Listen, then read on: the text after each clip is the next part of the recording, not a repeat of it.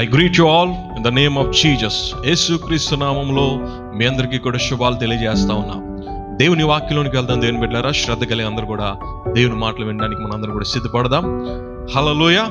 అందరూ కూడా పరిశుద్ధ గ్రంథాలు తెరుద్దాం. ఈ సమయంలో పరిశుద్ధ గ్రంథాలు తెరిచి దేవుని వాక్యాన్ని శ్రద్ధగా వినుటకు మన మనసును నిలుపుకుందాం. హల్లెలూయా. The book of Psalm 37 verse 16.